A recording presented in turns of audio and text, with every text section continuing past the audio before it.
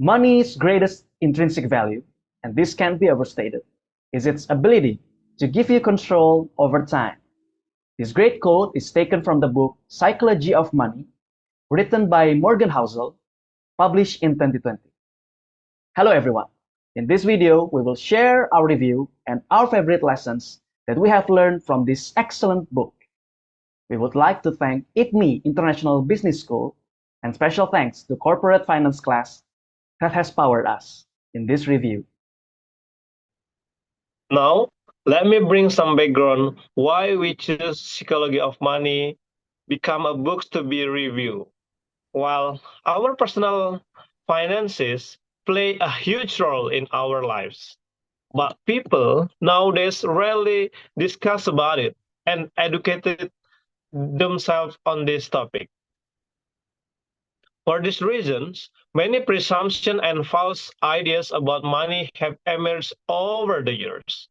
Yeah, we believe that some of people, maybe your family members and overestimate, think that money is a result of luck, or that rich people are all inheritors, or perhaps wealth belongs only to those who disrupt the world and benefit from their discoveries. We think that's totally wrong. Money is universal, circle asset in the world, and you too can become financially independent. If you choose to adopt a few wealth growing practices and change your current mindset. At first, you will have to acknowledge your financial situation. Biased financial decisions are what stand in the way between your current life and the life you desire. Then, it will be easier to spot and get rid of them. Your ways of seeking status, your envy, and other emotions that have control over you all play a significant role when it comes to your financial decisions. Of course, there are other things to explore when it comes to making better choices with your money. The psychology of money outlines what it is that you can do starting today to improve your financial status. Here are our 3 favorite lessons from the book. Number 1, being greedy can turn out to be the biggest financial mistake you'll ever make. Number 2, envy has no place in a money market as it can blur your thinking. And number 3, our early experiences with money determine our financial decisions later on. Now let's discuss these 3 lessons in detail and see how we can benefit from them. Lesson 1. When it comes to managing your money, it's better to live greedy off it. Are you a greedy person? Of course not, or at least that's what you tell yourself. We all like to think highly of ourselves and blame our misfortune on unlucky odds. This is the case of J. Livermore, a stock market trader born in 1877. Prior to the notorious market crash that occurred in 1929, he took a short position. This means that he made a bet that the stock market will fall. As it turns out, this was the best decision he ever made in his career, as he gained 3 billion out of it. Normally, this amount would have been enough to set him up for life. Well, not quite. This winning trade made Livermore feel invincible. So it wasn't long until he lost everything he's earned by flashing all the wrong trades. This sudden downfall pushed him to the edge, urging him to end his life one night. The problem was that his success made him want even a bigger slice of the cake, although he already had more than the average person could wish for. The lesson here is don't be greedy and learn to be humble. When you already have what you wish for or accomplish significant goals in your life, learn to be fearful, maintain your status, and enjoy the present instead of always seeking more and more. When you're scared of losing everything you have, You won't be happy to risk it all for potential gain. Strong emotions, such as envy, can push you towards making sloppy decisions. When it comes to money and investing in general, there are certain factors that we should consider and learn how to control in order to become successful. Besides envy, fear of missing out is one of them. When you evaluate your investment and choose to play certain trades, you have to stick with them through good and bad.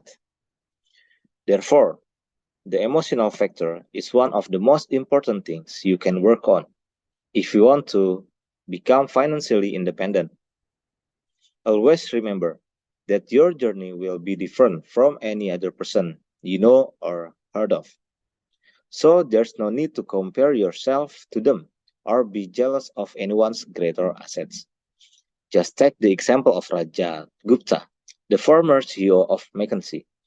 Although he came from a modest background and made it to 100 million net worth, he still was envious of Warren Buffett for being a billionaire. As such, he committed insider trading, which is one of the most common yet dangerous financial crimes for investors, and got charged with substantial prison sentence for it. In other words, he let envy get the best out of him and paid for it thousandfold. Was it worth it? Definitely not. However, his misfortune serves as a valuable lesson for anyone looking to make better financial decisions. Be rational and think twice when it comes to money. Always filter the emotional factor out. Lesson 3. The experiences we have early on in our life determine our financial decisions. We all grow up differently. While something may look natural to you, it may be unheard of for someone else. Just think about it this way. Is your childhood similar to someone born in 1900, 1960, the entire 20th century? Of course not. There are people growing up in times of financial crisis. On the other hand, there are people who experience bull market trade even for a decade. As such, the two types will have very different opinions about what a good investment strategy consists of, whether a portfolio should be stock-based or bond-based, or how much risk is worth taking. While we may think that we know it all or have no hidden biases, a study conducted by Ulrich Malmendier and Stefan Nagel proves that people invest according to how the economy looked like when they were young adults. As such, someone who's experienced high inflation may not see bonds as a good investment, while someone who's been through turbulent times for the stocks may think the opposite. It is of utmost importance that we acknowledge our hidden biases and thinking traits so as to be able to diminish them and make better choices. In general, any financial decisions should always be backed up by sound analysis, reliable facts, and a mind open to new perspective and constructive criticism. Moreover, you should work on your ability to adapt to trends and destroy your phobia of new ones, even if it contradicts your inner beliefs. The money market leaves no room for subjectivity, biases, or impulsive decisions. Rush investments can wipe off years of savings, while valuable ones can speed up your journey to financial freedom. If you feel like you've made all the wrong financial decisions, or that wealth is just not one of the things you'll ever be able to achieve, The Psychology of Money is the book for you. Reading it will open your mind towards new perspectives and have you conduct an introspection to realize how biased you were all along.